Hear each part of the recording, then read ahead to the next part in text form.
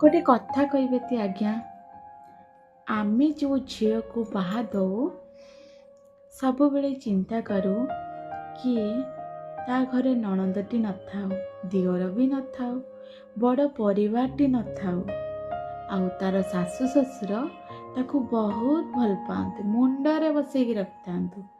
ଆଉ ସ୍ୱାମୀଟି ମାନେ ଜଇଁଟି ମୋ ଝିଅକୁ ବହୁତ ସାରା ଭଲ ପାଇବା ଦଉ, ସମସ୍ତଙ୍କର ଇଚ୍ଛା ଥାଏ। କିନ୍ତୁ ସେଇ ଚିନ୍ତାଧାରା ଗୋଟେ ବୋହୂ ପାଇଁ କଦାପି ଆସିନଥାଏ।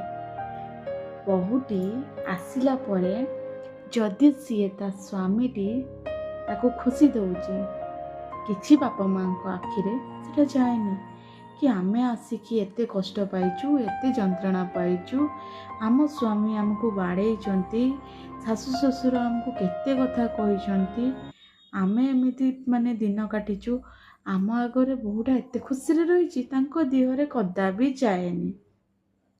ଆଉ ଆମେ ଚାହିଁବୁ ମୋ ଝିଅଟି ସବୁବେଳେ ଆମ ଘରେ ରହୁ, ବୋହୂ ଯାକ କିଛି ନ କହିବ। ଆମ ଝିଅ ଆମର ଯେତେ ଦିନ ରହିଲା, ବୋହୂ କ'ଣ ପାଇଁ କହିବ? କିଛି ବି କହିପାରିବନି, ତାର ଅଧିକାର ହିଁ ନାହିଁ।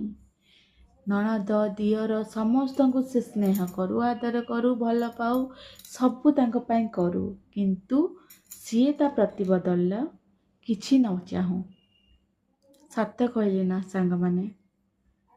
ମୁଁ ସମସ୍ତଙ୍କୁ ତ ଦୋଷ ଦଉନି, ବହୁତ ସାରା ଘରେ ଅଛନ୍ତି ବହୁତ ବୋହୂମାନଙ୍କୁ ବହୁତ ଖୁସିରେ ରଖୁଛନ୍ତି, କିନ୍ତୁ ମୁଁ ଦେଖିଛି ଅନେକ ଝିଅ ଅଛନ୍ତି ଘୋଟି ଘୋଟିକି ମରନ୍ତି ତାଙ୍କ ଶ୍ୱଶୁର ଘରେ। କ'ଣ ଏଇ ଛୋଟ ଛୋଟ ଚିନ୍ତାଧାରା କ'ଣ ବଦଳି ଦେଲେ କିଛି ଖରାପ ହବ କି? ନିଜ ଝିଅକୁ ଯେମିତି ଦେଖୁଛ, ପର ଝିଅକୁ ଦେଖିବାରେ କ୍ଷତି କ'ଣ? ତମେ ଯଦି ତାକୁ ସେଇଭଳିଆ ଖୁସି ଦେବ, ସେ କାହିଁକି ତୁମକୁ ନିଜ ମା ବାପାଠୁ ଅଧିକ ଖୁସି ନ ଦେବ? ଚେଞ୍ଜ ହେଇଯାଆନ୍ତୁ।